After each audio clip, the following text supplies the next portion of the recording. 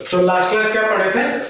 Continuous charge distribution क्या होता है वो समझे थे और देखे थे electric field due to an infinite long wire क्या होता है ना। आज हम उसमें और हमें क्या किस टाइप के क्वेश्चंस हमें एग्जाम्स में मिल सकते हैं या कौन से डेरिवेशंस हमारे लिए इंपॉर्टेंट है उसके बारे में चर्चा करेंगे। उसमें जो सबसे पहला चीज आता है इनफाइनाइट रॉड था, मतलब इनफाइनाइट रॉड को हम क्या कर रहे थे, हम उसका कोई भी एक बीच वाला पॉइंट पकड़ते थे और उधर से लेफ्ट साइड में सर्टेन डिस्टेंस मेजर करते थे और उतना ही डिस्टेंस राइट साइड में मेजर कर देते थे, है ना। उसके बाद इलेक्ट्रिक फील्ड निकालते थे। अब मान लो आपके पास फाइनाइट रॉड आ जाए या फाइनाइट वायर आ जाए तो क्या होगा? तो जो नेक्स्ट टॉपिक है वो है इलेक्ट्रिक फील्ड।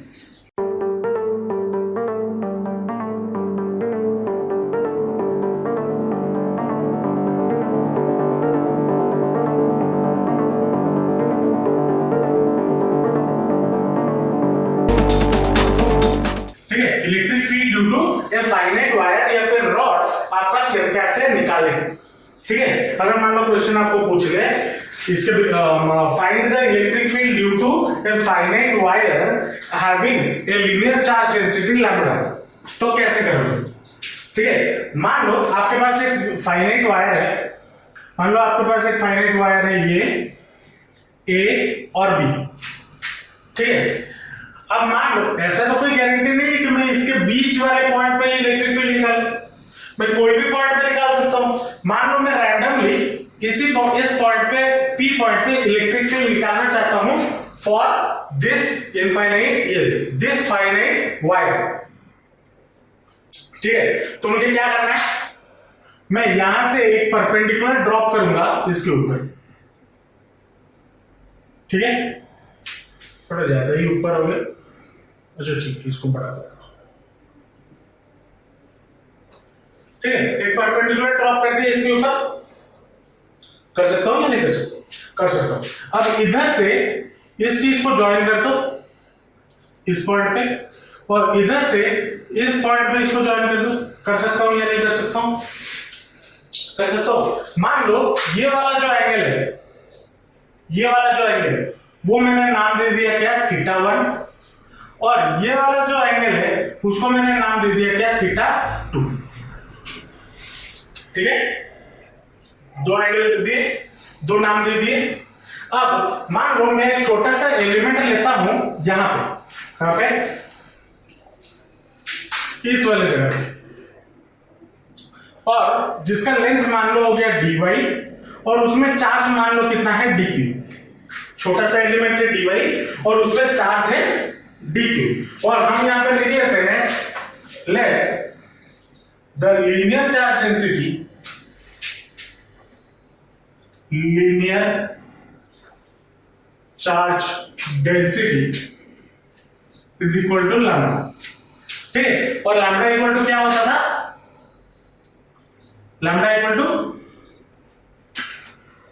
क्या होता, dq अपॉन dl होता था ना। इन सब चीजों को मत भूलना बेटा, dq अपॉन dl, तो dq will be equal to कितना, लैम्डा इनटू dl, ठीक है। यहां पे एज बिकॉज मैंने dy दिया हुआ है तो यहां पे y कर दो, dy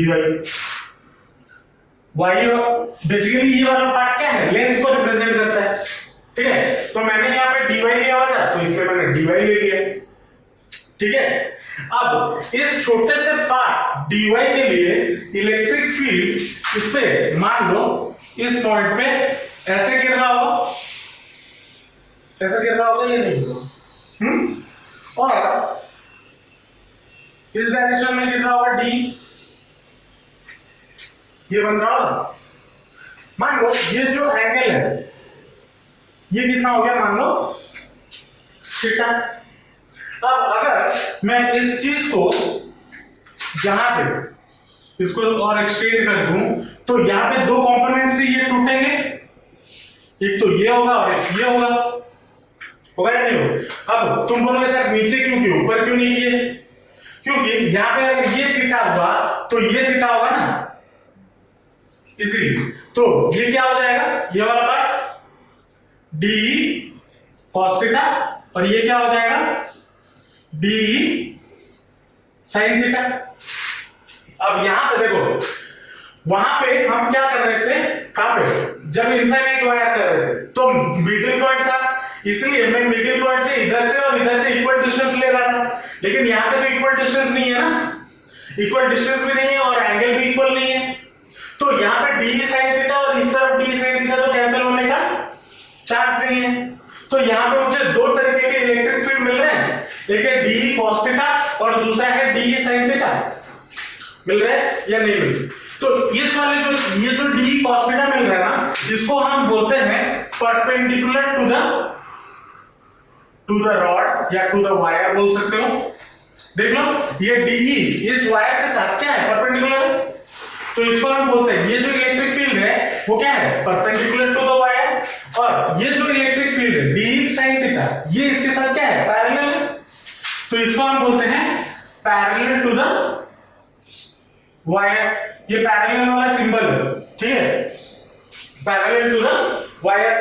समझ में आया या नहीं है, पक्का? अब नेट निकालने के लिए या डीई निकालने के लिए मुझे क्या करना होगा, डी कॉस थीटा निकालना होगा, डी साइन थीटा निकालना होगा, फिर वेक्टोरियली उसको ऐड कर देना होगा। डी निकालने के लिए D will be equal to कितना, root over of D E sine theta का whole square plus D E cos theta का होल स्क्वायर। ये होता ना वेक्टर सम में, हम ऐसे ही तो करते थे या नहीं करते थे ना। हाँ, तो मुझे पहले डी साइन थीटा जो है उसका वैल्यू निकालना होगा और डी कॉस थीटा जो है उसको निकालना होगा। तो अब इधर हमें कैलकुलेट क्या करना होगा, चलो साइन थीटा कॉस थीटा तो वो तो है, लेकिन अगर मैं डी का वैल्यू निकाल दूं तो मैं इसमें और इसमें पुट कर दूंगा, कर सकता हूं या नहीं कर सकता हूं। और डी इक्वल टू क्या हो जाएगा, ई इक्वल टू क्या होता है, K Q over R square, तो डी इक्वल टू कितना हो जाएगा, K D Q upon R square. R क्या होता था, डिस्टेंस होता था। डिस्टेंस क्या है यहां पे, ये वाला डिस्टेंस, ये वाला डिस्टेंस ना जो dy से बना हुआ है ब्लू कलर लाइन से, ये वाला डिस्टेंस।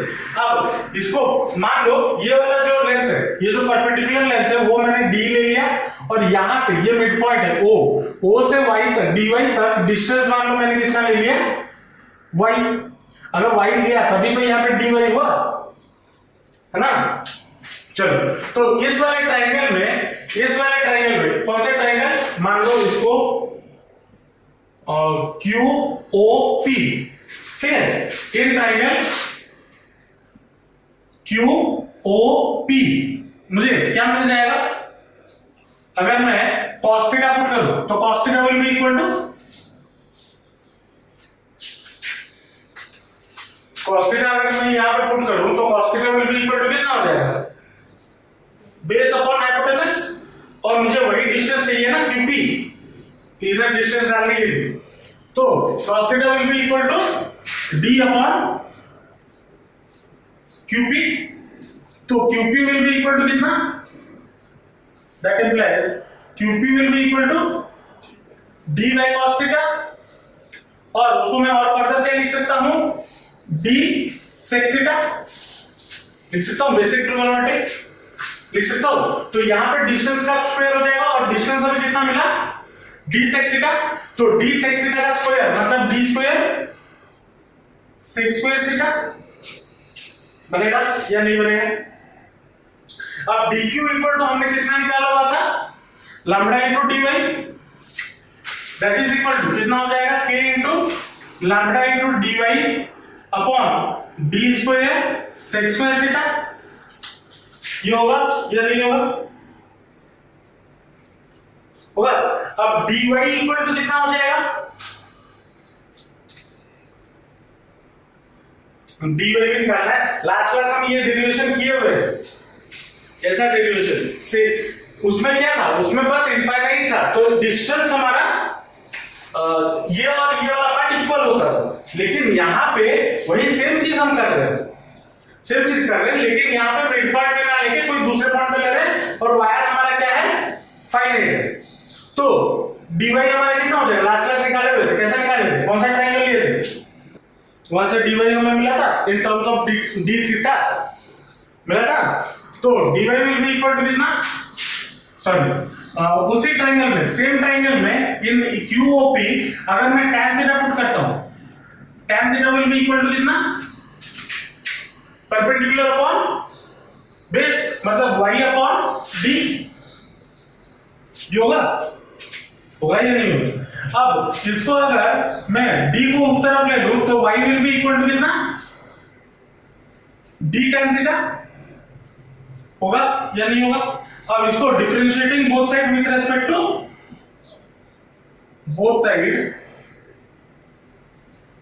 रेस्पेक्ट टू थीटा, अगर मैं डिफरेंशिएट कर दूं तो क्या हो जाएगा, dy by d theta will be equal to, d constant है बाहर आ जाएगा d, और tan थीटा का डिफरेंशिएशन sec स्क्वायर थीटा किए थे लास्ट क्लास से, क्या करवाया गया था, sec स्क्वायर थीटा है ना। तो dy will be equal to d sec square theta d theta, ये आ जाएगा या नहीं आएगा। अब इधर dy की जगह पे मैं क्या पुट कर सकता हूं, d sec square theta d theta, तो that will be equal to कितना, k इनटू लैम्डा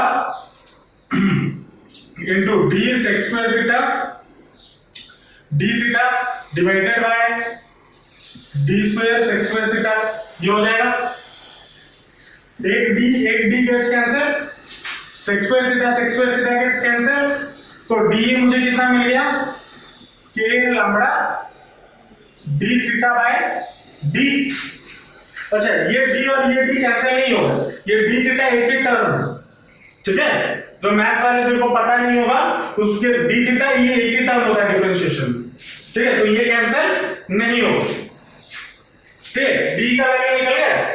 अब मुझे क्या निकालना है, d cos थीटा, जो कि क्या है, परपेंडिकुलर टू द वायर, मतलब E परपेंडिकुलर मुझे कितना मिल जाएगा, E परपेंडिकुलर मतलब electric field due to perpendicular, electric field due to perpendicular वाला जो पार्ट है ना, ये वाला इसके साथ परपेंडिकुलर है, तो इसलिए मैंने E परपेंडिकुलर लिख दिया।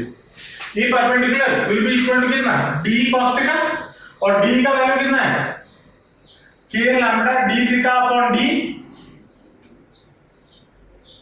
cos थीटा, योगा का इंटीग्रेशन, नहीं समझ में आया या नहीं है, बोलो नहीं आया या नहीं है। अच्छा सुनो, ये वाला जो परपेंडिकुलर इलेक्ट्रिक फील्ड निकल रहा है वो इस छोटे से पार्ट dy के लिए हो रहा है, तो पूरे रॉड के लिए मुझे क्या करना होगा, उसको इंटीग्रेट करना होगा। तो E परपेंडिकुलर जो होगा that will be equal to क्या, integration of dE cos theta, ये होगा ना, और d की जगह पे क्या है, k lambda d theta upon d, that will be equal to integration of k lambda upon d cos theta d theta, ये होगा। अच्छा इसका लिमिट कहां से कहां जाएगा, देखो अपर लिमिट क्या है, but upper limit in terms of angle, हम लिमिट का किसके रेस्पेक्ट में लेंगे, जो d थीटा के फॉर्म में है उसके रेस्पेक्ट में, तो थीटा के फॉर्म में, लेंथ के फॉर्म में, अगर यहाँ पे dl होता तब हम लेंथ के फॉर्म में लेते, यहाँ पे थीटा है तो हम एंगल के फॉर्म में लेंगे, लेंथ के फॉर्म पे लेके करने पे भी आसानी होगी, ठीक है, मतलब लेंथ के फॉर्म में लेके करने पे हो सकता है लेकिन थोड़ा लंबा कैलकुलेशन होगा, इसलिए मैं एंगल के फॉर्म में करवा रहा हूं ताकि आपको आसानी हो, ठीक है। तो लिमिट क्या हो जाएगा, यहां से मैक्स यहां तक जा सकता है, यहां से यहां तक अपर लिमिट तो ये होगा ना, इससे बाहर तो नहीं जाएगा, बाहर जाने के लिए इसको और लंबा होना पड़ेगा, तो अपर लिमिट क्या हो जाएगा थीटा 1 और लोअर लिमिट क्या हो जाएगा थीटा 2, तो थीटा 1 से लेके थीटा 2 ये हो जाएगा। अब इसको अगर फर्दर सॉल्व करते हैं, k लैम्डा कांस्टेंट है, d भी कांस्टेंट है, बाय d बाहर आ जाएगा, that will be equal to k lambda upon d integration theta 1 से लेके theta 2 cos theta d theta, जो होगा। अब cos थीटा का इंटीग्रेशन क्या होता है, लास्ट क्लास किए थे cos थीटा का इंटीग्रेशन क्या होता है sin थीटा, तो that will be equal to कितना k lambda upon d sin theta, और लिमिट क्या क्या लगेगा थीटा 1 से लेके theta 2, that will be equal to कितना हो जाएगा, पहले अपर लिमिट फिर लोअर लिमिट, तो k lambda upon d into sin theta 2 minus sin theta 1 याद है। तो ये कौन सा इलेक्ट्रिक फील्ड निकला, ई परपेंडिकुलर, ये ई परपेंडिकुलर निकला। अब निकालते हैं E parallel, E parallel, E parallel के लिए मुझे क्या करना होगा, integration of D sin theta, इसका इंटीग्रेशन, तो डी sin थीटा, तो अब डी कितना निकला है k lambda D theta upon D, put कर दो, integration of k lambda upon D sin theta D theta, और लिमिट कहां से कहां होगा, इसके लिए भी परपेंडिकुलर के लिए भी यहीं से यहीं तक तो होगा, इससे बाहर थोड़ी रॉड है, नहीं तो क्या होगा, लिमिट थीटा 1 से थीटा 2 होगा ना, मैक्स तो थीटा 1 तक और मिनिमम थीटा 2 तक, थीटा 1 से लेके थीटा 2, ये हो गया। अब ये कांस्टेंट है क्या, k लैम्डा अपॉन डी बाहर आ जाएगा, k lambda upon D integration theta 1 से लेके theta 2 sin theta D theta, ये हो जाएगा। अब sin थीटा का इंटीग्रेशन क्या होता है, integration of cos theta sin theta होता है, जिसको साइड में लिख लेना फॉर्मूला के तौर पे, याद अगर नहीं रहे तो। इंटीग्रेशन ऑफ cos थीटा होता है आपका sin थीटा, लेकिन इंटीग्रेशन ऑफ sin थीटा जो होता है वो होता है माइनस cos थीटा, क्या होता है माइनस cos थीटा। तो इसको अगर मैं इंटीग्रेट करूं तो मुझे क्या मिलेगा, k lambda upon D minus cos theta, और लिमिट कहां से कहां तक, थीटा 1 से लेके थीटा 2, है ना। अब इसको पुट करेंगे, लिमिट पुट करेंगे, तो that will be equal to k lambda upon D minus cos theta 2 minus of minus cos theta 1, ये होगा। अब ये माइनस और ये माइनस क्या हो जाएगा, प्लस हो जाएगा। तो इसको मैं अगर थोड़ा सजा के लिखूं, यहां से माइनस हटा दूं और यहां पे माइनस दे दूं, और इधर थीटा 1 कर दूं और इधर थीटा 2 कर दूं, तो कोई फर्क पड़ेगा, समझ में आया, नहीं है, थीटा 1 माइनस cos थीटा 2 ये आ गया, और ये हमारा क्या है, ये पैरेलल, ये निकला। अब ये तो हमारा दो चीजें निकल गया, ये पैरेलल और ये परपेंडिकुलर, लेकिन मुझे चाहिए क्या, मुझे नेट इलेक्ट्रिक फील्ड चाहिए। अब नेट इलेक्ट्रिक फील्ड तो निकला नहीं है, तो इसके बाद क्या करना होगा, इधर लिख दे रहा हूं, ये नेट आपका क्या हो जाएगा, ई परपेंडिकुलर का स्क्वायर कर देना प्लस ई पैरेलल का स्क्वायर कर देना, फिर उसका रूट ओवर निकाल देना, ये आपका ई नेट आ जाएगा। ठीक है, मैं इसको सॉल्व करके नहीं दिखा रहा हूं, एग्जाम में अगर ऐसा क्वेश्चन पूछे और 3 मार्क का क्वेश्चन है, इसको सॉल्व करने की जरूरत भी नहीं, ई परपेंडिकुलर निकाल के दिखा दो, ई पैरेलल निकाल के दिखा दो, और ई नेट इतना लिख दो, ठीक है चलेगा। ठीक है, समझ में आया कैसे हुआ, electric field due to a finite wire, पक्का। जल्दी लिखो, आगे चलेंगे। थोड़ा छोटा सा गलती हुआ है, क्या गलती हुआ है, देखो यहाँ पे जब हम थीटा 1 मेजर कर रहे हैं, अगर ये हमारा मीन पोजीशन है, थीटा 1 हम जब मेजर कर रहे हैं, ये हम पॉजिटिव डायरेक्शन में मेजर कर रहे हैं, और ये जो थीटा 2 है ये हमारा नेगेटिव डायरेक्शन में मेजर हो रहा है। तो यहाँ पे जो थीटा 2 होगा वो माइनस होगा, मतलब ये लिमिट चेंज होगा,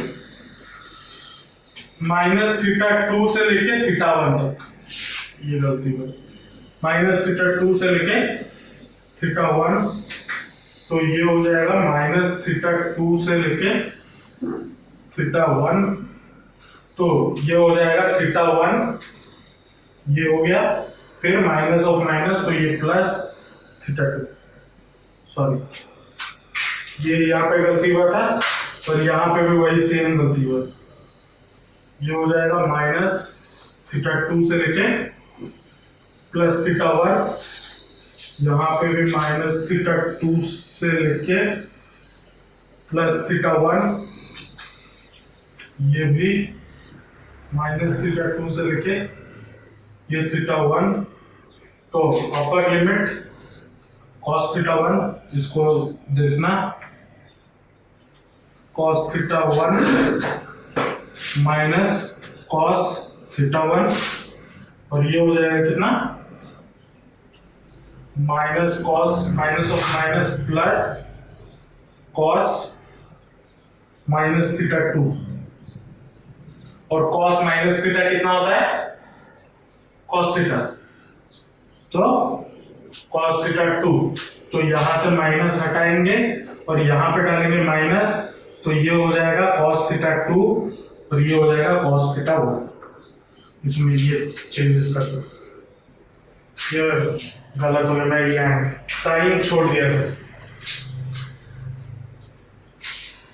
छोटे से गलती की वजह से पूरा सब कुछ बिगड़ सकता है, तो मत करना, मैं तुम्हें बोल रहा हूँ मत करना, मेरे से भी होगी गलतियां, अभी तो कुछ नहीं है, बहुत सारी गलतियां होंगी, तो कोई उसमें गलती होने के बाद उसको रियलाइज करके ठीक करना बहुत इंपॉर्टेंट होता है, ठीक है।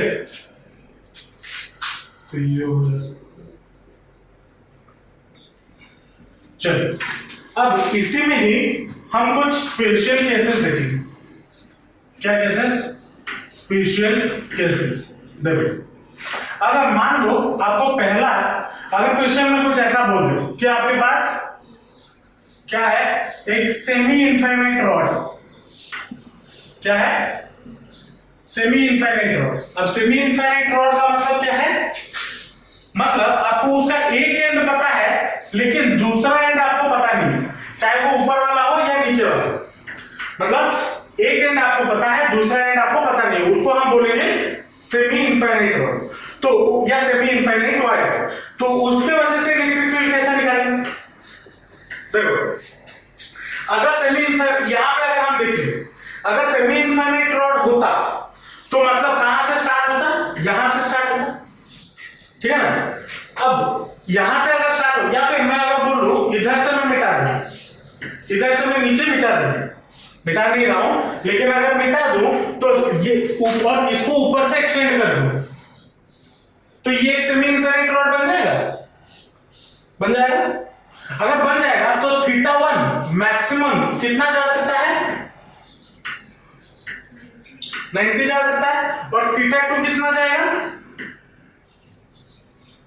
रॉड स्टार्ट यहां से होगा, तो θ2 कितना होगा, 0 डिग्री, क्योंकि नीचे तो रॉड है ही नहीं ना, तो घूमेगा कहां, तो θ1 का वैल्यू कितना हो जाएगा, कितना, 90 डिग्री, और θ2 का वैल्यू कितना हो जाएगा, 0 डिग्री हो जाएगा। तो अब यहां पे डाल दो ई परपेंडिकुलर और ई पैरेलल निकालेंगे, तो इसमें θ1 और θ2 की जगह पर वैल्यूज पुट कर दो, तो अगर पुट कर दोगे तो ई परपेंडिकुलर आपका कितना हो जाएगा, k lambda upon d into sin θ1 कितना है 90, sin 90 कितना होता है, sin 90 1 होता है, प्लस sin θ2 कितना होगा, sin θ2 0 डिग्री, तो कितना हो जाएगा 0, 1 प्लस 0 मतलब 1, तो ई परपेंडिकुलर कितना मिल गया, k लैम्डा अपॉन d, और ई पैरेलल कितना हो जाएगा, E parallel k lambda upon d into sin θ2 sin 0 कितना होता है, सॉरी cos θ2 cos 0 कितना होता है 1, माइनस cos 90 कितना होगा 0, 1 माइनस 0 1, तो ये कितना हो जाएगा, k parallel sorry E parallel के लैम्डा अपॉन डी। अब ई नेट निकालने के लिए यही से फॉर्मूला लगा दो, के लैम्डा प्लस डी का होल स्क्वायर प्लस के लैम्डा बाय डी का होल स्क्वायर, ई नेट निकल जाएगा। समझे? ये हो गया आपका पहला। अब अगर इसी में से मैं निकालना चाहूं इनफाइनाइट रॉड, इनफाइनाइट रॉड का हमने लास्ट क्लास डेरिवेशन किया हो, है ना? क्या हो गया? अब इनफाइनाइट रॉड में अगर इनफाइनाइट रॉड होता तो वो कैसा होगा? ऐसा कुछ ऐसा होता। मतलब इस वाले पॉइंट से अगर हम लेके चल रहे हैं तो इधर से भी इंफिनिटी और इधर से भी इंफिनिटी नीचे गया होता। तो थीटा वन मैक्सिमम कितना हो सकता है फॉर इनफाइनाइट रॉड के लिए? 90 डिग्री। और थीटा टू कितना हो सकता है? 90 डिग्री हो सकता है। अब ये परपेंडिकुलर में वैल्यूज डाल दो, क्या हो जाएगा? परपेंडिकुलर में के लैम्डा अपॉन डी साइन 90 कितना 1 प्लस साइन 90 कितना 1, तो दैट इज इक्वल टू कितना आ गया 2 के लैम्डा अपॉन डी। ये परपेंडिकुलर ये आया, दिख रहा है ना? और ये पैरेलल आपका कितना हो जाएगा? के लैम्डा अपॉन डी इंटू ये कितना हो जाएगा? cos थीटा 2 cos 90 0 प्लस 0 कितना होता है? 0 इंटू एनीथिंग, तो ये कितना आ गया? ये पैरेलल 0 आ गया। अब अगर आप पीछे पेपर घुमा के देखो तो ये परपेंडिकुलर आपको कितना मिल रहा था वहां पे? देखो एक बार, ये परपेंडिकुलर बोल रहा हूं, electric field due to infinite rod कितना मिल रहा था? 2 के लैम्डा अपॉन डी मिल रहा था। वही सेम चीज यहां पे मिल रहा है। और बोलोगे सर ये पैरेलल तो 0 हो गया, और पीछे घुमा के ये भी देख लो, electric field due to a infinite wire का डायरेक्शन मैंने किधर बोला था? परपेंडिकुलर टू द वायर, क्योंकि ये साइड डी साइड के ऑपोजिट साइड में कैंसिल कर रहा था। मतलब परपेंडिकुलर पैरेलल वाला इलेक्ट्रिक फील्ड यहां पे होगा नहीं, जो कि हम इसमें से भी प्रूफ कर पा रहे हैं। तो मतलब लास्ट क्लास जो हमने डेरिवेशन किया था हमने सही किया था, ये भी इससे प्रूव हो जाता है। समझ में आया? ये था आपका electric field due to a finite wire या फिर रॉड। इसके बाद और एक हम इंपॉर्टेंट डेरिवेशन करेंगे, तो इसको लिख लो। चलो, जो नेक्स्ट इंपॉर्टेंट डेरिवेशन है वो है electric field due to a charge ring along the axis. अब इसको हम थोड़ा पहले इधर समझते हैं, फिर डायग्राम में समझेंगे। ठीक है? मान लो ये आपका एक रिंग है, थोड़ा चौड़ा में बड़ा है, अगर मैं इसको काट देता या इधर से पतला कर देता तो ये भी एक रिंग है। अब मान सकते हो इसको एक रिंग। ठीक है? अब इसको मैंने मान लो चार्ज दे दिया, डंडा ना लेना।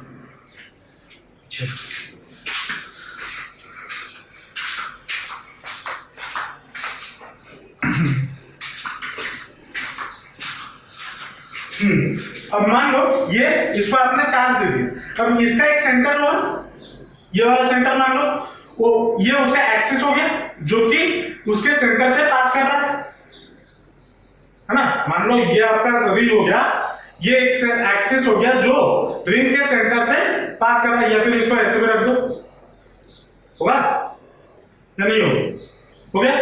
अब इस रिंग के वजह से इस एक्सिस पे हो सकता है इस एंड पे हो या इस एंड पे हो। इस एक्सिस के पॉइंट पे, एक्सिस पे मैं अगर कोई भी पॉइंट लेता हूं, चाहे इधर लो, कहीं पे भी पॉइंट लेता हूं या फिर इस तरफ भी कहीं पे भी लेता हूं, तो इस रिंग की वजह से उस पॉइंट पे इलेक्ट्रिक फील्ड कितना होगा वो कैलकुलेट करना है। समझ में आया कि क्या करने वाले हैं? एक रिंग है, उसमें वो चार्ज है और उसके वजह से हम कोई भी एक पॉइंट ऑन द एक्सिस पे इलेक्ट्रिक फील्ड निकालना चाहते हैं। ठीक है? चलो अब निकालते हैं। ये जो डेरिवेशन है ये इंपॉर्टेंट है, बहुत बार एग्जाम में पूछ चुका है। ठीक है? तो इसको ध्यान से और अच्छे से समझना। अब बेसिकली ये जो है, ये फाइनाइट रॉड को अगर हम मोड़ दे, अगर जब जो अभी हमने डेरिवेशन किया फाइनाइट रॉड का, फाइनाइट रॉड को अगर मैं मोड़ दूं, एक सर्कुलर दे दूं, सर्कल बना लूं, तो वो भी एक रिंग ही बन गया, वही चीज है। तो मान लो मेरे पास यहाँ पे एक रिंग है, ये हो गया रिंग, ठीक है। अब ये अगर रिंग हो गया तो ये उसका सेंटर हो गया मान लो, ठीक है। तो ये उसका एक्सिस हो जाएगा जो दोनों तरह से निकला हुआ है। अब ये मान लो पॉजिटिवली चार्ज है, मैं हर जगह नहीं बना रहा हूं क्योंकि फिर कंफ्यूज हो। मान लो ये पॉजिटिवली चार्ज है, ये हो गया मान लो उसका सेंटर O, ठीक है। और इसका रेडियस मान लो कितना हो गया R। अब ऐसे आपको मैं क्यों दिखा रहा हूं, ताकि आपको समझ में आए क्या हो रहा है। लेकिन अगर मैं आपको रिंग ऐसे दिखाता हूं तो क्या आपको जब ये वाला पार्ट देख रहे हो, ये वाला उसके पीछे वाला पार्ट दिख रहा है? नहीं दिख रहा। बस आपको समझाने के लिए मैंने थोड़ा टेढ़ा बनाया, ठीक है। नहीं तो ये बस अगर आप ऐसे सामने से देख रहे होते तो बस आपको एक लाइन दिखता है ना। अब मान लो ये रिंग है, मुझे इस रिंग के वजह से मान लो इस पॉइंट पे, ये मान लो पॉइंट P है, ठीक है। इसके वजह से यहां पे इलेक्ट्रिक फील्ड निकालनी है। तो कैसे निकालूं? निकालने के लिए मुझे क्या चाहिए, यहां पर क्वेश्चन में मान लो ये गिवन है, let the linear charge density, linear charge density is equal to lambda. और हमें पता है लैम्डा इक्वल टू क्या होता है, dq अपॉन dl होता है ना। तो dq will be equal to कितना, लैम्डा इनटू dl। अब इसको रखे रहो, बाद में इसका काम है, ठीक है। अब यहां पे मुझे क्या करना होता है, मुझे एक छोटा सा एलिमेंट लेना होता है, जो भी हमने लास्ट का जो डेरिवेशन किया था, अभी भी जो डेरिवेशन किया उसमें क्या कर रहे थे, एक छोटा सा एलिमेंट ले रहे थे और एक छोटे से एलिमेंट की वजह से इस पॉइंट पे, जिस पॉइंट पे पूछा है उस पॉइंट पे इलेक्ट्रिक फील्ड निकाल रहे थे। निकालने के बाद उसको इंटीग्रेट कर दे रहे थे, वही तो प्रोसीजर था। तो अब मैं यहां पे एक छोटा सा एलिमेंट लेना चाहता हूं, ठीक है। मान लो मैंने यहां पे वो छोटा सा एलिमेंट लिया dl, ठीक है। और dl अगर लिया तो इसमें चार्ज कितना हो गया dq। अब तुम बोलोगे कि सर यहां पे क्यों लिए, यहां पे नहीं लिए, यहां पे नहीं लिए, कहीं पे भी लो, बात से है, इसको समझो। चाहे आप ये वाला एलिमेंट, अब इसको आप ऐसे देख रहे हो, ठीक है, ऐसे देख रहे हो जो डायग्राम में हो रहा है। मैं यहां पे एलिमेंट लूं, यहां पे एलिमेंट लूं, पीछे वाले में एलिमेंट लूं, कोई फर्क पड़ता है? कहीं पे भी ले सकता हूं ना। अब अगर सामने से देखो, इसको मैं सामने कर दिया, यहां से मैं एक एलिमेंट ले रहा हूं, ठीक है ना, यहां से एलिमेंट ले रहा हूं। अगर यहां पे जो पार्ट होगा, यहां पे जो एलिमेंट होगा, इसके ठीक ऑपोजिट में उसका एग्जैक्ट सेम कॉपी मौजूद होगा। इधर अगर एक एलिमेंट लिया, उसका भी एग्जैक्ट सेम कॉपी इधर मौजूद होगा, क्योंकि सर्कल है ना, ये वाला पार्ट और ये वाला पार्ट तो इक्वली होंगे। तो वैसे ही यहां पे मैंने एक dl छोटा सा एलिमेंट लिया है, और छोटे से एलिमेंट की वजह से अगर यहां पे dl एग्जिस्ट करता है तो उसके ऑपोजिट में भी एक छोटा सा dl एग्जिस्ट कर रहा होगा, ये मान लो ये सेंटर से p तक का जो डिस्टेंस है वो मान लो कितना है x, ठीक है। अब यहां से यहां तक का डिस्टेंस, बिकॉज मैंने ये एलिमेंट लिया है तो ये आपका इलेक्ट्रिक फील्ड का डायरेक्शन होगा d, क्योंकि ये एलिमेंट है। अब देखो, मान लो ये आपका एक्सिस हो गया और आपने यहां पे dl लिया हुआ है, तो डिस्टेंस क्या हो जाएगा ऐसे, है ना। अब ये वाला डिस्टेंस और इधर अगर मैंने वही एलिमेंट लिया है तो उसके ऑपोजिट में भी उसका एग्जैक्ट कॉपी होगा। तो यहां से ये डिस्टेंस और यहां से ये डिस्टेंस, यहां से लो भी ये डिस्टेंस होगा और यहां से लो तो ये डिस्टेंस होगा या नहीं होगा। तो इसके वजह से भी यहां पे ऐसे ये डी गिरेगा या नहीं गिरेगा, पक्का समझ में आया। मान लो ये वाला जो एंगल है ये अगर थीटा हुआ तो ये वाला एंगल कितना हो जाएगा, थीटा होगा। क्यों थीटा होगा, क्योंकि ये दोनों एलिमेंट इक्वल एंड ऑपोजिट है, ऑपोजिट डायरेक्शन में है और इक्वल डिस्टेंस की दूरी पे, क्योंकि रेडियस तो कांस्टेंट रहेगा ना हर जगह। चलो अब इस डी की वजह से, इस ऊपर वाले की वजह से दो कंपोनेंट बनेंगे, एक ये दूसरा इस तरफ, और एक दूसरा ये वाला क्या हो जाएगा डी cos थीटा। अब cos थीटा क्यों, अगर ये थीटा है तो ये थीटा होगा, तो d cos थीटा, और ये हो जाएगा d sin थीटा। अगर ये थीटा है तो ये भी थीटा होगा, तो इस तरफ d cos थीटा और एक नीचे की तरफ ये हो जाएगा d sin थीटा होगा। ये नहीं, d sin थीटा एक दूसरे को कैंसिल कर देंगे क्योंकि इक्वल एंड ऑपोजिट है। d sin theta will cancel out as they are equal and opposite, है ना, इक्वल एंड ऑपोजिट। तो बचा क्या, बस d cos थीटा बचा। तो इलेक्ट्रिक फील्ड इक्वल टू क्या हो जाएगा, integration of d cos theta. ये होगा या नहीं होगा, चलो। अब अगर r है तो ये वाला जो डिस्टेंस है ये कितना हो जाएगा, x का स्क्वायर प्लस r का स्क्वायर का रूट ओवर होगा या नहीं होगा, पिथागोरस थ्योरम मतलब पाइथागोरस थ्योरम होगा।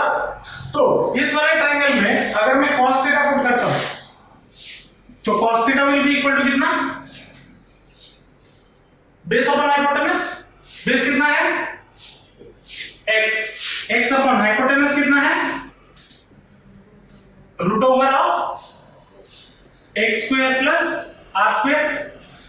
ये होगा या नहीं होगा। अब यहां पे de कितना हो जाएगा, e का फॉर्मूला हमें पता है, e इक्वल टू क्या होता है, kq अपॉन r स्क्वायर। तो ये कितना हो जाएगा, integration of k dq upon r square. r square कितना है, डिस्टेंस, ये वाला डिस्टेंस, तो क्या हो जाएगा, इसका होल स्क्वायर। तो मतलब क्या बचेगा, x square plus r square, ये बचेगा इनटू cos थीटा है, cos थीटा मुझे कितना मिला है, x upon root over of x square plus r square.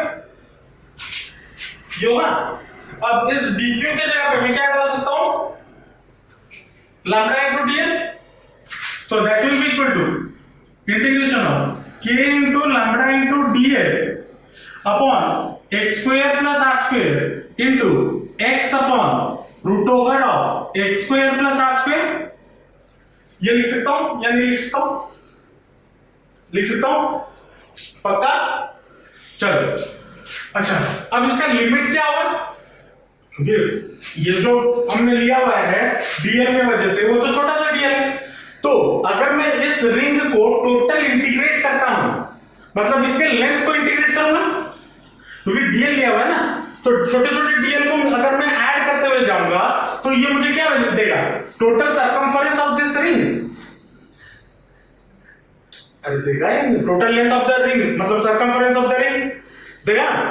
अच्छा चलो, तो इसका इंटीग्रेशन क्या हो जाएगा, सर्कमफरेंस या, हाँ चलो समझ में आया, सर्कमफरेंस को अभी लिख नहीं रहा। हाँ तो यहाँ पे कांस्टेंट क्या क्या है, k कांस्टेंट है, लैम्डा कांस्टेंट है, x कांस्टेंट है, ये डिनोमिनेटर में सारे कांस्टेंट है ना।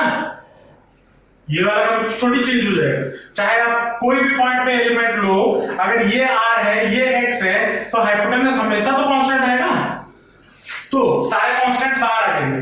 तो k लैम्डा x अपॉन, अब अच्छा यहां पे लाने बाहर लाने से पहले मैं इधर सॉल्व कर देता हूं।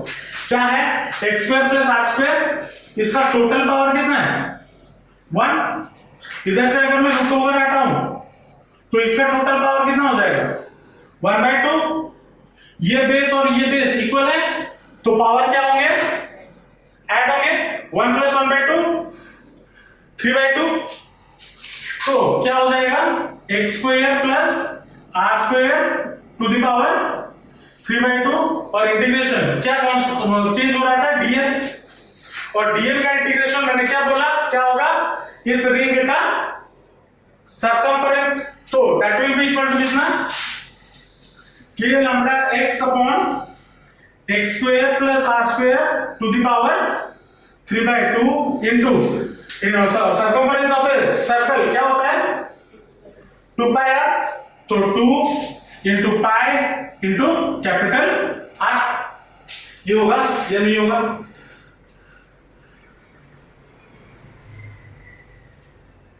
होगा।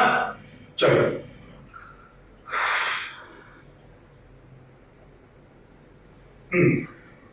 2 into pi into R, okay चलो इतना मिल गया। अब देखो यहां पे हमने क्या बोला है, लीनियर चार्ज डेंसिटी कितना था लैम्बडा, मतलब एक यूनिट लेंथ के लिए, लैम्बडा का मतलब क्या होता है, एक यूनिट लेंथ के लिए कितना चार्ज है, small Q upon small L, तो total charge on the ring कितना हो जाएगा, टोटल चार्ज ऑन रिंग, अगर एक यूनिट लेंथ के लिए लैम्बडा चार्ज डेंसिटी है ना, तो टोटल रिंग के लिए कितना हो जाएगा, इंटीग्रेशन, क्यों एक यूनिट लेंथ माने गोटे सेंटीमीटर पे ओडिया पूरा शुद्ध भाषा गोटे सेंटीमीटर पे जदि लैम्बडा टोटल रिंग पे केते 2 पाई आर इंटू लैम्बडा, समझे या नहीं समझे? तो टोटल चार्ज अंदर रिंग जिसको मैं कैपिटल क्यू से रिप्रेजेंट करता हूं विल बी इक्वल टू कितना 2 पाई, रेडियस कितना है आर इंटू कितना लैम्बडा, ये होगा। अब यहां पे अगर हम देखें 2 मौजूद है, पाई मौजूद है, आर मौजूद है और लैम्बडा भी मौजूद है, तो क्या मैं इस चीज को Q K X upon X square plus R square to the power 3/2 लिख सकता हूं या नहीं लिख सकता हूं? लिख सकता हूं, क्योंकि q इज इक्वल टू क्या है 2 पाई आर लैम्बडा, तो यहां पे 2 पाई आर इंटू लैम्बडा की जगह पे मैंने q लिख दिया इंटू के इंटू एक्स और डिनोमिनेटर में जो था वो, तो ये हमारा क्या हो गया, इलेक्ट्रिक फील्ड बन गया, electric field due to a charge ring on its axis. अब यहां पे अगर हम देखें इलेक्ट्रिक फील्ड का डायरेक्शन किधर होगा, इधर की तरफ, क्योंकि ये दोनों तो कैंसिल हो गए ना, ये वाला है इलेक्ट्रिक फील्ड का डायरेक्शन और ये वाला जो इलेक्ट्रिक फील्ड है वो कहां पे लाई कर रहा है, रिंग के एक्सिस पे, रिंग के एक्सिस के ऊपर लाई कर रहा है ना, तो इलेक्ट्रिक फील्ड का डायरेक्शन क्या होगा, direction of E along the axis of ring, हो गया, समझ में आया, पक्का इंपॉर्टेंट है ये डेरिवेशन, ठीक है, लिखिए। तो जो नेक्स्ट डेरिवेशन आप देखेंगे वो है electric field due to a arc. Arc का मतलब क्या होता है, अब यहां पे इससे पहले वाले डेरिवेशन में हमारे पास क्या था, ये कंप्लीट रिंग था ना। अब अगर मैं इस रिंग का एक छोटा सा पार्ट ले लूं, मतलब अगर मैं या मेरे पास क्या है, एक फाइनाइट रॉड का निकालना सीखे, अब फाइनाइट रॉड को मान लो मैं ऐसे थोड़ा बेंड करूं, तो ये एक आर्क प्रोड्यूस कर रहा है या नहीं कर रहा है, तो उसी आर्क के वजह से कितना इलेक्ट्रिक फील्ड मिलेगा, कहां पे, एट इट्स सेंटर। मतलब अगर मान लो ये आपका एक आर्क है, ठीक है, एक आर्क है, तो जाहिर सी बात है ये किसी एक सर्कल का पार्ट होगा, अगर आर्क है तो जाहिर सी बात है वो किसी ना किसी सर्कल का ही पार्ट होगा। अब मान लो वो जो सर्कल है उसका सेंटर मान लो यहां पे, ठीक है, मान लो पी पॉइंट। अब मुझे क्वेश्चन ये पूछा है, find the electric field due to this arc at its कहां पे, सेंटर पे।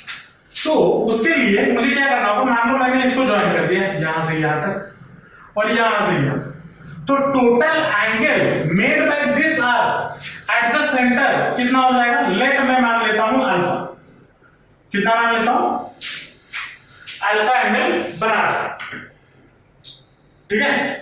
अब इस पॉइंट से मैं अगर इस आर्क तक एक परपेंडिकुलर ड्रॉप बना दूं, ये टोटल एंगल कितना था अल्फा। ठीक है, तो ये आपका क्या हो जाएगा रेडियस ऑफ द आर्क होगा या नहीं होगा, होगा। चलो अब अगर ये रेडियस हुआ तो ये वाला जो पार्ट है, ये वाला जो एंगल है और ये वाला जो एंगल है वो कितना होगा। जाहिर सी बात है ये जो लाइन है ये इस आर्क को 2 इक्वल पार्ट में डिवाइड कर रहा होगा। मैंने इस लाइन को ऐसे ड्रॉ किया है ताकि ये इस आर्क को 2 इक्वल पार्ट में डिवाइड करे। तो अगर 2 इक्वल पार्ट में डिवाइड कर रहा हो तो ये वाला जो एंगल होगा वो कितना होगा अल्फा बाय 2। टोटल एंगल अगर अल्फा है तो ये आधा एंगल कितना होगा अल्फा बाय 2। और हम यहां से अगर मेजर करेंगे तो मतलब पॉजिटिव डायरेक्शन में मेजर कर रहे हैं तो ये हो जाएगा प्लस अल्फा बाय 2। और अगर नीचे की तरफ मेजर कर रहे हैं मान लो इस डायरेक्शन में, इसको इस डायरेक्शन में इसलिए प्लस और इसको इस डायरेक्शन में तो माइनस अल्फा बाय 2। ये होगा या नहीं होगा, होगा। समझ में आ रहा है या नहीं है, आ रहा पक्की बात। चलो अब आज बिकॉज मैंने इसको 2 इक्वल पार्ट में तोड़ा है, मैं इस आर्क के एक पॉइंट पे मैं क्या लेता हूं एक छोटा सा एलिमेंट। वही तो हमारा काम है, कोई भी फिगर में हमें क्या करना है एक छोटा सा एलिमेंट लेना है डीएल, मान लो डीएल। और अगर छोटा सा एलिमेंट डीएल है तो उसमें चार्ज कितना होगा छोटा सा चार्ज डीक्यू होगा या नहीं होगा। अब मान लो ये वाला पॉइंट हो गया पी, यहां से मैंने इसको इधर तक इस सेंटर तक ज्वाइन किया। ठीक है, तो ये वाला एंगल कितना हो जाएगा लेट मान लो थीटा। ठीक है, अब अगर ये सेंटर है मान लो ओ पॉइंट है, यहां से यहां तक जितना डिस्टेंस होगा एज बिकॉज मैंने इस आर्क को 2 इक्वल पार्ट में तोड़ा है, यहां से यहां तक का जितना डिस्टेंस होगा एक सिमिलर एलिमेंट मुझे इस डायरेक्शन में भी मिलेगा नीचे की तरफ जो कि यहां पे होगा लेट मान लो। तो यहां से यहां तक भी जो एंगल ये फॉर्म कर रहा होगा वो भी थीटा होगा या नहीं होगा। चलो तो इस पार्ट के लिए इलेक्ट्रिक फील्ड मान लो इस डायरेक्शन में जो कि है डीई, और इस वाले लाइन के लिए मान लो इस डायरेक्शन में जो कि है डीई। ये हो गया, अब ये हो गया आपका एक्सिस वाला लाइन या सेंटर से जो पास कर रहा है। अब अगर ये वाला एंगल थीटा है तो जाहिर सी बात है ये भी थीटा होगा, और अगर ये वाला एंगल थीटा है तो जाहिर सी बात है ये भी थीटा ही होगा। इसको अगर कंपोनेंट में तोड़े तो ये वाला कंपोनेंट क्या हो जाएगा डी cos थीटा, और इधर से और एक कंपोनेंट ऊपर की तरफ जा रहा होगा जो कि होगा डी sin थीटा। वैसे इस कंपोनेंट को अगर तोड़े तो यहां पे डी cos थीटा और यहां पे नीचे की ओर डी sin थीटा। ये होगा या नहीं होगा, होगा। अब डी sin थीटा एक दूसरे को क्या कर देंगे कैंसिल कर देंगे क्योंकि इक्वल एंड ऑपोजिट है। चलो अब यहां पे इलेक्ट्रिक फील्ड मुझे निकालना है, तो net electric field E will be equal to कितना integration of D E cos theta. ये होगा या नहीं होगा, होगा। चलो अब डीई cos थीटा ये तो चलो मिल गया, अब लेकिन एक लिमिट भी तो चाहिए। तो लिमिट कहां से कहां होगा, हम कहां से कहां जा सकते हैं, 0 से यहां तक मेजर कैसे कर रहे हैं एंगल ऐसे ना, तो 0 से इधर तक मतलब प्लस अल्फा बाय 2 और 0 से नीचे की तरफ माइनस अल्फा बाय 2। तो लिमिट क्या हो जाएगा माइनस अल्फा बाय 2 से लेके अल्फा बाय 2 तक, होगा या नहीं होगा। अब d इक्वल टू कितना होता है KQ अपॉन R स्क्वायर, तो integration of minus alpha by 2 से लेके alpha by 2 KQ upon sorry K DQ upon R square. अब रेडियस R कितना है, इस पॉइंट से इस पॉइंट तक डिस्टेंस कितना होगा R, क्योंकि कोई भी लाइन ले लो आपको सेंटर से उस आर्क का जो डिस्टेंस होगा वो रेडियस ऑफ द सर्कल होगा, तो जो कि होगा क्या हमने कितना लिया होगा कैपिटल R, कैपिटल आर का स्क्वायर ये होगा या नहीं होगा? चलो अब लेट यहां पे मान के चलो चलो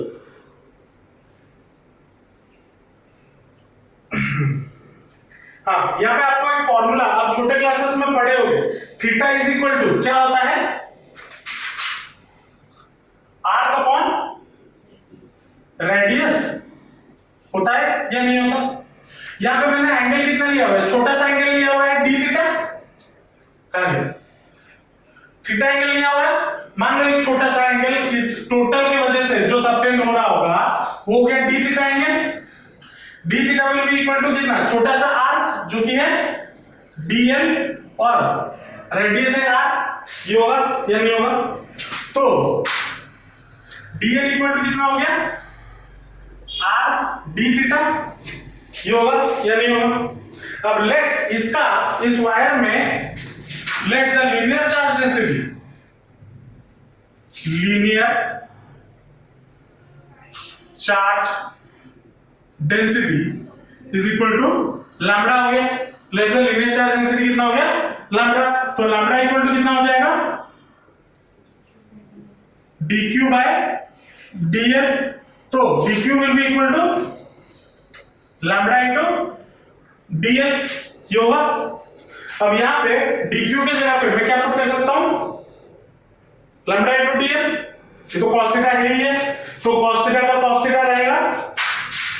dq के जगह पे मैंने क्या पुट कर दिया? Lambda into dl cos theta, ये पुट कर दिया। अब dl इक्वल टू कितना निकला है? Are D theta. तो dl के जगह पे मैं क्या पुट कर दूंगा? R D theta.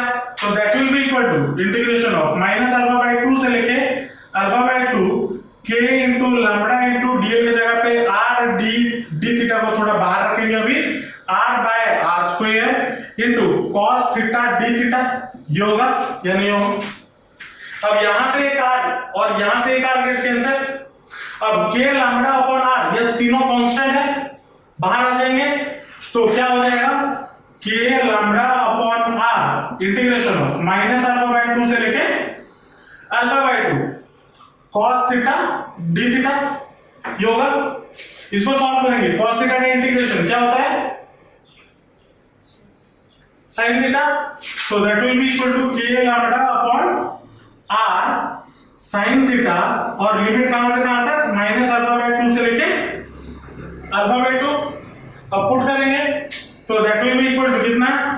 k lambda upon r sin alpha by 2 से लेके sin alpha by 2 minus of sin minus alpha by 2, ये होगा। अब sin minus theta equal to क्या होता है?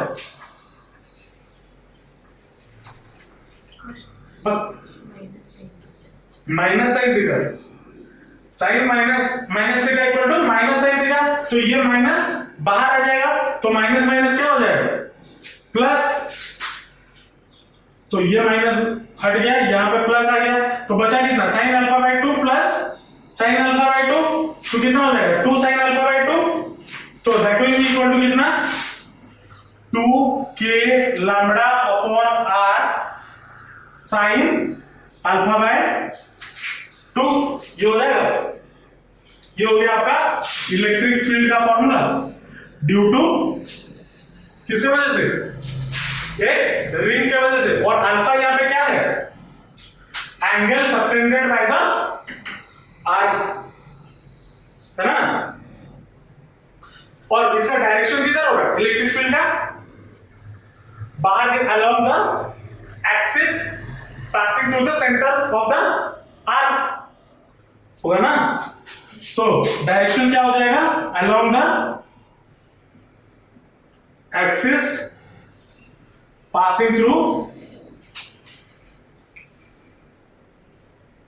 सेंटर ऑफ आर्क, ये होगा।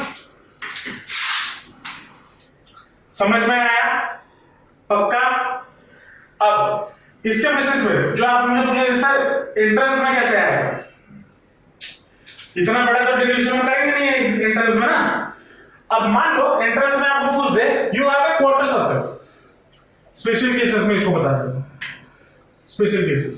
ये तो हो गया आपका क्या, जनरली अगर आपको एक आर्क मिल जाए, कोई भी एंगल हो, अगर आपको एक क्वार्टर सर्कल मिल जाए, quarter circle, sir quarter circle के लिए अल्फा आपका कितना हो जाएगा, क्वार्टर सर्कल मतलब कैसा होता है, ये होता है ना। तो इस पॉइंट पे मुझे इलेक्ट्रिक फील्ड निकालनी है, तो अल्फा आपका ये एंगल होगा, ये एंगल कितना है 90 डिग्री, तो बस अल्फा की जगह पे क्या पुट कर देना है 90, तो क्या हो जाएगा E will be equal to 2k lambda upon r into sin 45 degree, क्योंकि 90/2 45 और sin 45 आपका कितना होता है 1/√2, तो कितना हो जाएगा 2k lambda upon r into 1/√2, तो √2 और ये 2 कटेगा तो बचेगा कितना √2, तो इलेक्ट्रिक फील्ड आपका कितना आ गया √2k lambda upon r। Entrance में इस बेसिस पे पूछा, तो अगर आपको ये फॉर्मूला याद नहीं होगा तो ये नहीं कर पाओगे। अब यहाँ पे क्वार्टर सर्कल बोला है, अब मान लो सेमी सर्कल बोल दे, सर सेमी सर्कल के लिए कैसे निकाले, थीटा कितना हो जाएगा 180 डिग्री, तो E इक्वल टू कितना हो जाएगा 2k lambda upon r into sine 180/2 90, sine 90 कितना होता है 1, तो इक्वल टू कितना हो जाएगा 2k लैम्बडा अपॉन r। ये हो गया किसके लिए सेमी सर्कल के लिए। एंट्रेंस में 4 बार दिमाग में फॉर्मूले होना जरूरी है।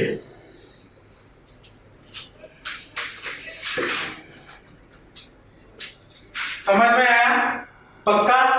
तो ये थे आपके कुछ 3 इंपॉर्टेंट डेरिवेशन जो मैं लास्ट क्लास बोला था आपको करवाऊंगा।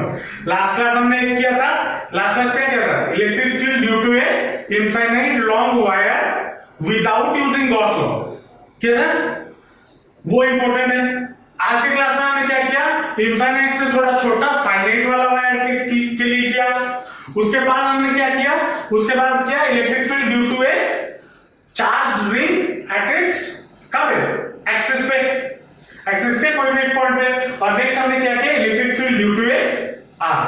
तो ये सारे आपके लिए कुछ इंपॉर्टेंट डेरिवेशंस है। कॉन्सेप्ट को समझना या कैसे हम इलेक्ट्रिक फील्ड निकाल रहे हैं उसको समझना इंपॉर्टेंट है। समझ में आया कैसे इलेक्ट्रिक फील्ड निकाला जा रहा है, प्रोसीजर क्या है, चाहे आपको कोई भी शेप दे दे। अब अगर मान लो आपको एक बोले कि मैं स्क्वायर शेप का वायर लाया हूं, उसकी वजह से निकाल पाओगे या नहीं निकाल पाओगे।